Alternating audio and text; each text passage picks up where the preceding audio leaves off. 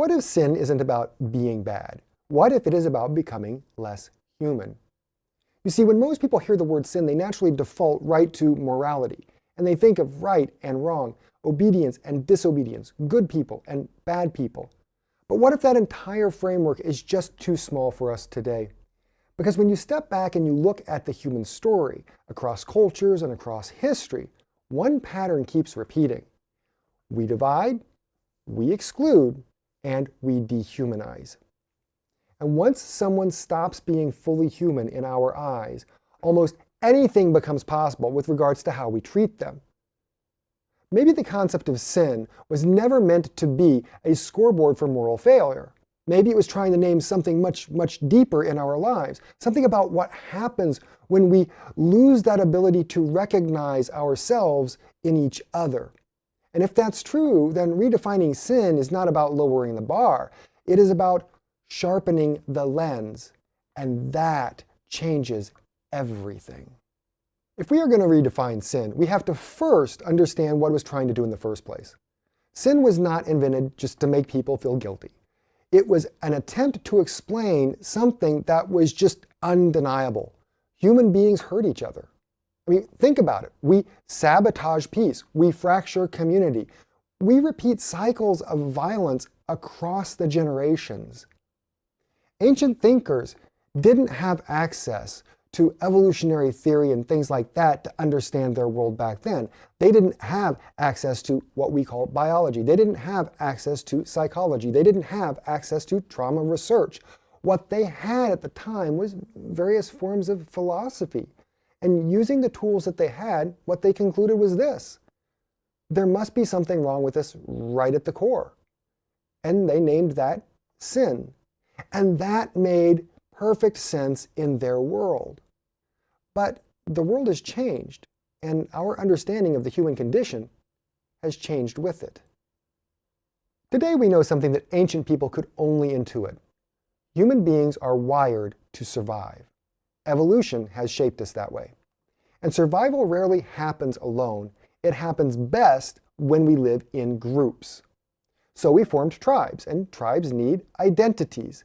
There was an us and there was a them. And for the most part of human history, them represented danger. That wiring hasn't disappeared. It is still with us. I mean, think about it this way. Why do we always defend our group? Why do we distrust outsiders? Why do we react so quickly when our identities feel threatened? It's because somewhere deep in our nervous systems, belonging equals survival and exclusion equals risk. This is not metaphysical corruption. This is just biology. And by the way, if this is the kind of topic that you like, I want you to know that you are in the right place. Because you see, I make videos for progressive Christians, questioners, and the church alumni. You know, those people who live on the edge of faith, whether they've left the church behind or are still sitting in the pews. Why do I do this? Well, it's because what we believe shows up in how we live. So make sure to like and subscribe so we can stay connected. But survival instincts can distort the way we perceive our world. And it's all because we adapt to survive. If we grow up in chaos, we learn hypervigilance. If we experience betrayal, we learn guardedness. If we are dominated, we might learn to dominate first. These are not signs of inherited evil. These are learned survival strategies. They are strategies that once protected us. But here's where the shift happens. Because you see, when those survival strategies begin to define who is worthy of care, when our boundary shrinks and when us becomes more important than our shared humanity, something breaks. And that break has a name: dehumanization. Dehumanization is what happens when someone falls outside of your circle of identification. They are no longer fully like you. They become a category instead of a person, an enemy instead of a neighbor, a threat instead of a divine image bearer. And once someone is no longer fully human in your imagination, harm becomes a whole lot more easier. Cruelty then becomes defensible, and violence becomes rationalized. You see, dehumanization is the gateway to all of this. It is the psychological move that makes the destruction of the other possible. If there is anything we can responsibly call sin today, it is this. It is this failure or this outright refusal to recognize the full humanity of the other. In other words, if there is anything that we can responsibly call sin today, it is the dehumanization of the other, whether by attitude or by action. This isn't a downgrade of traditional theology. This is a refinement, because if God is love, then the opposite of love is not rule breaking, it is dehumanization. Love requires deep resonance. It requires empathy and identification. Dehumanization severs that connection. It collapses empathy. It narrows our circle of belonging. It makes reconciliation impossible. And that is why we need to go back to identifying the problem that sin was trying to address in the first place, because the problem is very real and having a tragic effect on our world. But I don't think that the problem is the corruption of our essence in some way. It's this collapse of identification. When we diagnose the problem as dehumanization, everything starts to come into focus.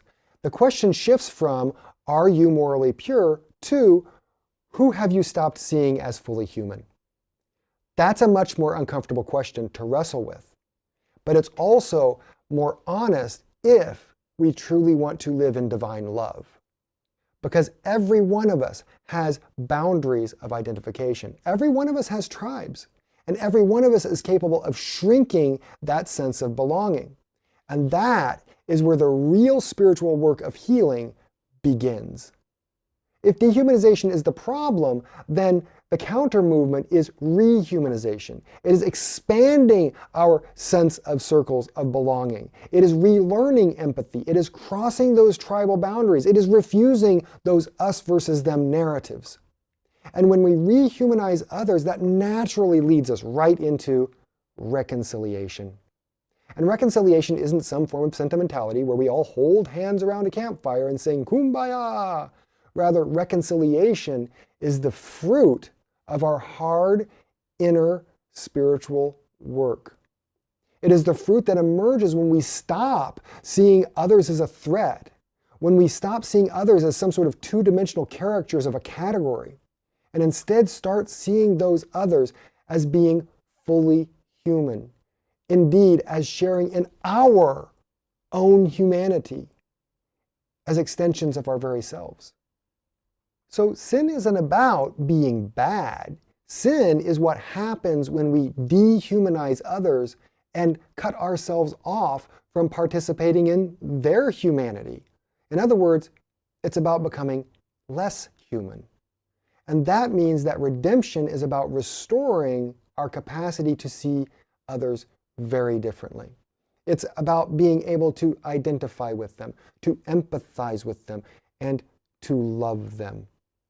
And in my next video of the series, I want to dive more fully into the significance of all of this for life and society. If dehumanization is a real problem, then what does that mean for justice? What does it mean for becoming agents of divine reconciliation in a divided world? Because this really isn't about some abstract theology. This is really all about whether abundant life is possible for all. And if you've made it this far, please like and subscribe so that we can stay connected. Thank you very much for taking time out of your busy day to listen to me. And if you want to hear more about my theology, make sure you sign up for my newsletter, Religious, Reasonable, and Radical. The link will be in the description. I'm Bo McGuffey of the Evolving Christian Faith Network. Until next time, peace.